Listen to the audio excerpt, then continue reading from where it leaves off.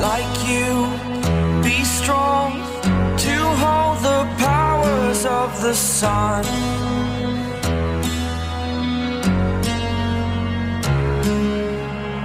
To dream, believe in strength. Now I'm the only one, only one.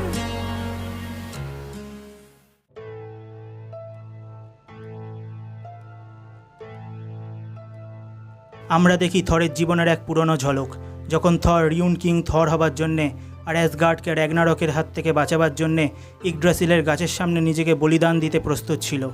জ্ঞান হলো শক্তি, যেই জ্ঞানই পারত থরকে সেরম ক্ষমতা দিতে, কিন্তু প্রত্যেক জ্ঞানের জন্যে কিছু না কিছু বলিদান দিতে হয়। সেই অসম্ভব ক্ষমতা তো তখন থর পেয়ে গেছিল, কিন্তু তার বলিদান কি সেটা থর এখন বুঝতে পারছে, যখন থরের এই প্রচণ্ড শক্তিশালী বিদ্যুতের ঝটকা টরানোসের কিছুই করতে পারছে না।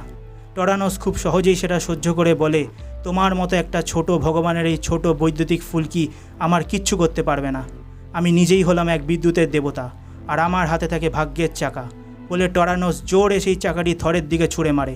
থর কোনো রকমে বেঁচে গিয়ে এটাই ভাবে যে ও ঠিকই বলছে, সময়ের সাথে সাথে আমিও দুর্বল হয়ে পড়েছি, কিন্তু টরানোস এখনও আগের মতোই আছে। হয়তো আমি আজ ওকে হারাতে পারবো না, কিন্তু ওকে আটকাতে ঠিকই পারবো। তারপর থর নিজের শরীরের সমস্ত বিদ্যুতের শক্তি লাগিয়ে বলল, আমি ওডিন পুত্র থর, এই পৃথিবীর আকাশকে আমি আদেশ দিলাম খুলতে। এটা বলা মাত্রই জোরে একটা বিদ্যুৎ চমকালো, আর আকাশ মাঝখান থেকে দুভাগ হয়ে গেল। কিন্তু টরানোস এতে ভয় পাওয়ার নয়।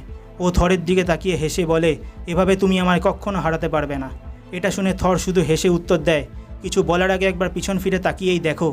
টরানোস পিছনে তাকিয়ে দেখে থর ভয়েডের দরজা খুলে দিয়েছে, আর সেই ভয়েড টরানোসকে নিজের দিকে টেনে নিচ্ছে।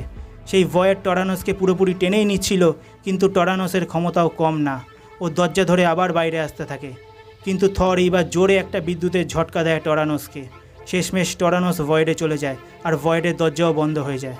থর ওখানে বসে ভাবে, আমার ক্ষমতা এখন ফিরতে বেশ সময় লাগবে, ততক্ষণ আমি একটা সাধারণ মানুষের মতনই দুর্বল।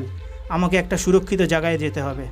এই শহরটা আমার আর টরানোসের মধ্যে লড়াইয়ের শিকার হয়েছে, কত লোক মরেছে, কত আহত হয়েছে কে জানে। আমি যদি এখান থেকে চলেও যাই, আমার এখানে থাকতে যা হয়েছে তা পাল্টে যাবে না। টরানোস আমার জন্য এখানে এসেছিল, ও আবার আসবে, ওর ভাগ্যের চাকা আবার ঘুরবে। আমার মধ্যে যে শেষটুকু ক্ষমতা পড়ে আছে সেটা আমায় ঠিক করে কাজে লাগাতে হবে, আর ঠিক একজনকে ডাকতে হবে। জানি না কতটা পারবো, কিন্তু আমার কাছে এটা ছাড়ার অন্য কোনো উপায় নেই। তখনই থর আকাশের দিকে ওর মিওনির ঘোরায়। সঙ্গে সঙ্গে হয়ে যায় এক অবাক করা দৃশ্য। শহরের সমস্ত ধ্বংস আবার আগের মতো ঠিক হয়ে যায়, ভাঙা আইফেল টাওয়ারটাও আবার জুড়ে যায়। তারপর থর সেখান থেকে ওর মিওনির ঘুরিয়ে রওনা দেয়, আর সিধে এসে নামে চাঁদের অন্ধকার দিকের ভাগে, যেটা একসময় ইনহিউম্যান্সদের ঘর ছিল। কিন্তু সেখানে এসে থর ঠিক করে দাঁড়াতে অবধি পারে না, কারণ ওর হাত পা তখন প্রচণ্ড ক্লান্ত। এখন কোনো চমৎকারই পারে ওকে সাহায্য করতে। আর ঠিক সেই সময় আমরা দেখি থরের সামনে দাঁড়িয়ে আছে ওর ভাই লোকি। থর কোনো রকমে উঠে ওকে সমস্ত ঘটনা বলে, বদলে লোকি শুধু একটাই কথা ওকে জিজ্ঞেস করে, তুমি কি আমাকে বিশ্বাস করো থর? থর এরম সময় এরকম একটা প্রশ্ন শুনে প্রচণ্ড রেগে যায়, কিন্তু তাও বলে, হ্যাঁ আমি তোমায় বিশ্বাস করি। লোকি আবার ওকে জিজ্ঞেস করে, তুমি কি আমাকে একটা শত্রু হিসেবেও বিশ্বাস করো থর? থর এখন যে কোনো মুহূর্তে থর স্লিপ অবস্থায় যাবে, তাও থর লোকিকে বিশ্বাস করে। তাই শুধু বলে, হ্যাঁ তুমি আমার শত্রু, তাও আমি তোমায় বিশ্বাস করি। এবার যেটা তুমি ভালো বোঝো সেটা করো। আর ঠিক তখনই লোকি হঠাৎ করে একটা আলাদা রূপ ধারণ করে। থরের মাথার অবস্থা এমনিতেই তখন ভালো ছিল না, এই দেখেও আরও বেশি রেগে যায়, আর লোকির সাথে লড়াইয়ের জন্য তৈরি হয়ে যায়। ওর মিওনিরটাকে ও শক্ত করে চেপে ধরে, আর লোকিও সঙ্গে সঙ্গে ও স্টাফ হাতে গায়ের থেকে আলো বেরোতে বেরোতে হাওয়ায় ভাসতে শুরু করে, নিজের পুরনো রূপ চালাকির দেবতা লোকির ভঙ্গিতে। To be continued.